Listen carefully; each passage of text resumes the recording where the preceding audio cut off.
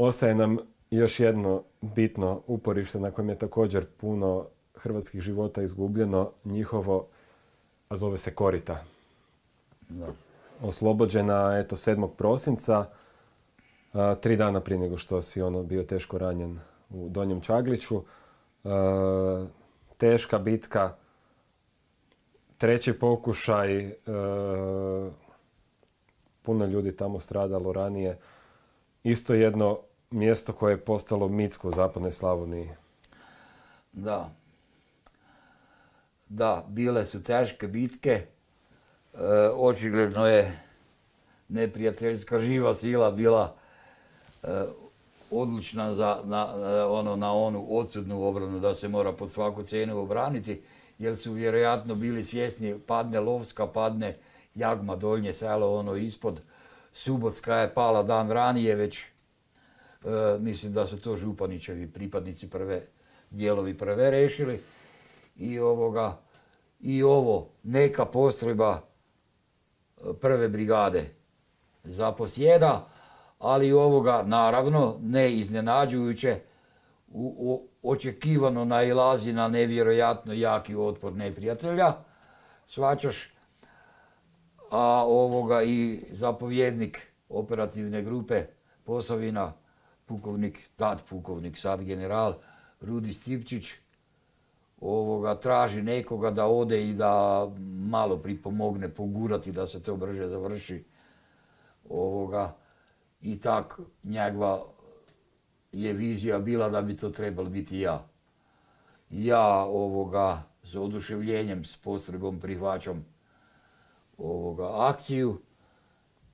Srećemo neke pripadnike prve brigade na putu za tam koji su iz nekih razloga morali napustiti područje borbe. Između ostaloga i jednog pripadnika brigade, gospodina Goršetu, koji je inače Koprivničanac, s 5. bloka, i neki moji borci su ga poznali, a i on je njih prepoznal, i onda se on odlučio vrnuti s nama da nam pokaže kam i kak da idemo, mada nije moral, ne. U stvari je ostal prašilje prve u moju postrojbu nakon toga i ostal do kraja rata u diverzantima. Iz kojeg ste vi sela krenuli na Korita? Mi smo krenuli glavnom cestom jedinom mogućom iz Trokuta prema Koritima, ne Lovska. Ja ti nikad nisam dobro znal orijentaciju. Ali u Lovskoj ste bili smješteni, jel? Ne, mi smo bili u drumovima smješteni. Aha. Mi. Daleko od prve crte, jer mojim vojnicima je trebalo odmor dok su se odmarali, znaš. Krećete od Trokuta prema Koritima, spuštate se zapravo. Glavnom cestom se spuštamo prema Koritima,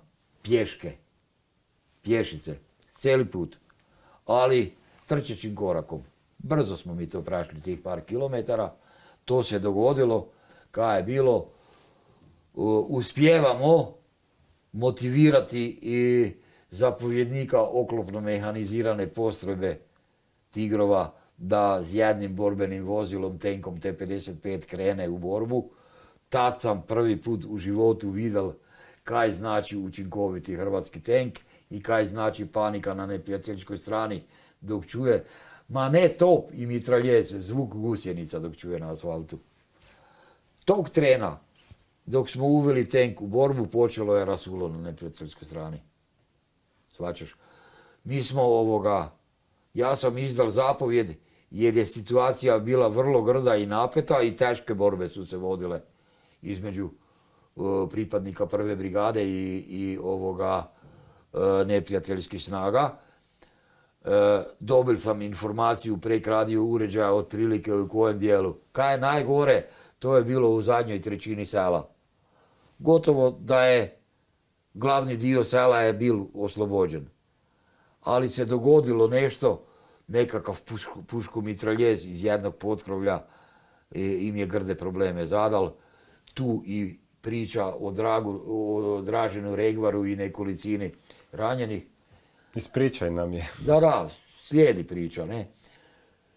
I krene tenk, ali zapovjednik tenka nagovori još dvojicu da drugi tenk s punim borbenim kompletom, dok ga ovaj zove na radio uređaj do pela do ulaska u selo, ovaj izađe s tenkom van, prazno ga im preda, posada sedne u puni tenk i nastavljaju borbeno djelovanje. Pita mene na radio vezu zapovjednik tenka, zapovjedniče, recite, a kaj da gađam ja? A ja velim, gle, znaju i tvoji i moji. Sve kaj je ljudska ruka napravila, hoću da ima barem jednu rupu od granate. A koje granate? Koja puniocu pod ruku dojde, uopće nemoj gledat, dalje probojna, dalje zapaljiva, dalje razorna, dalje protupješačka. Zapovjed je samo rokaj. Samo po redu rokaj. Aha, stari moj, i on počel, a ja budala, ja to ne dovršim i stojim ti nekakvih 5 metara od kompenzatora na cevi. Ovaj ti drukne prvu granatu u prvu kuću. Stari moj, znaš kaj znači list na vjetru? To sam ti bil ja. Tak samo nekakva sila me zdigla i ovak sam opal dole. Pritisak. Kužim. Udar. Ajoj. A ovaj pripiti. Jer je jedan moj borac protuoklopni nišanđija strašno je pogađal na kilometar s bestrzajnim topom z RKZ raketama, znaš. To je demonstriral ovome, kak pogađa na 500 metri protuoklopni križ točno u sredinu z RKZ-om. Motivirali ih je. I nagovorili čovjeka posle flaše vodke, ovaj bez ikakvih problema krenulo u bitku, kužiš. I svaka čast dečkima, tenkistima, kaj su bili.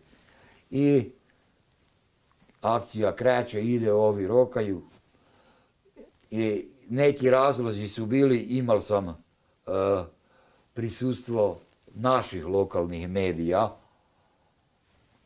Prva akcija u ratu u kojoj ja nisam bil na čelu napada s čelnim jurišnicima svojima, nego sam ostal da iz ovom ekipom išal, ne daleko, ne iza, nego ovi su bili 100 metara ispred 200, ispred mene.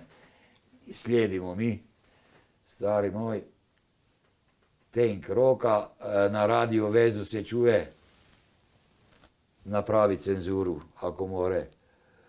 Beži, povlači, jebote, stiže 1000 ustaša sa tenkovima. S druge strane čuješ viče, ma koje povlačenje, koje bežanje, zapovjed je da se borimo do zadnje kapi. Njemu veli, si svoju mater, Boga ti se bori ako hoćeš, odoh ja i moji. I klink, prekine se veza, mir, tišina. Ovi brišu, beže, povlače se. Tenk ravni sve sa zemljom, ne znamo u kojoj kući je mitraljezac, puško-mitraljezac koji maltretira dijelove prve brigade. Nemruga mi neko, ne znam ko, iz vrha zapovjednog lanca njihovoga, javlja da nemaju protivoklop nikakav, nemaju s čime rešiti. A nemru kauboja i indijanaca se igrati jer se ne da, znaš. A ja velim samo znaju da je u potkrovlju kuće, a koje mi ne mremo ni vidjeti još. A ja si slušao razgovor? Jesam. Nemoj štagle i štale, samo kuće gađaj i samo lokaciju potkrovlja, balkone i to. Dogovoreno. Ne znamo kaj je bilo, je prestal pucat dalje, pobegali ili bilo kaj. Kaj se dalje događa? Ide bitka, ide. Približavamo se mi kraju, pri kraju sela su od geleri propucane gume na sanitetskom vozilu tam 110 i zapovjedno vozilo kampanjola velika, Fijatka. I savršenom stanju, samo gume su zbušene. Ali to sad trenutno nije bitno. Ide tenk, bitka se bliži kraju, vidim ja, to je gotovo kraj. Moji mi javljaju, ovi koji su bili napred, Kina, gotovo selo, mi smo u donjem dijelu onom u koji se ulazi kroz Klanac na početku ili skroz dole kilometar, pa mala ulica desno. Tam je trećina sela. Sve riješeno. Ide tank naš, ovaj bedak, tip je, sjedi bili, imali je bradu. Samo toga se ne znamo ime. Pomalo rola i neka izmišlja stalje van za mitraljez. Za PZO protiv aviona, onaj na kupoli. Mislim da je to Broving nekakav malo teži kalibra. Nekaj filozofira, ja ne znam kaj filozofira. I ono s leđima je okrenut smjeru kretanja. Kad neka naša budala, stari moj, još i s jugoslavenskim šlemom na glavi i u jakni, zbeži sprek puta s podruma, z garaže, razvlači zolju i nišani v tank. I ja ti vičem, a ja stojim, Kalića sam zahitil na leđa. Ovak, prek glave. Tak, i na Motorolu se spominjam z nekim iz vrha zapovjednog lanca tam, koji mi se predstavil kao Gavran 1, kodirano ime. A ja kao Osa 1. Ono, kaj bumo i gdje se bumo našli da se upoznamo. I ja vičem tipu, budalo blesava, pa to je naš tank, kaj delaš? Tip se okrene, a petokraka. Hiti zolju i bris preko ograde skoči. Točno kroz dvorište gdje je ta zapovjedna skupina tigrova bila. Njima u krilo. Med njih i pobegne, ode. Prašelje, pobegelje. Ja gledam, velim, neko od mojih se približavali i ovi s koprivničkih medija, veli, a ti si pušku već del na leđa. Pa zato je preživjela, kužiš. Da ju nisam bi ga stigal upucati, ali nisam se ni trudil više. Hladnokrvno, velim, muž ima čižmu broj 46 garant, ogroman tip je bil, zvjeron čovjeka. Ode. I zovem ja na uređaj, velim, na Motorolu, ovoga, Gavran 1, ste vidjeli ovo? Aha, kaj to, neki tvoj? Ma ko je moj, pa nisi vidjel da ima petokraku? Je, nismo, pa prebežal je tu med nama. Ode čovjek.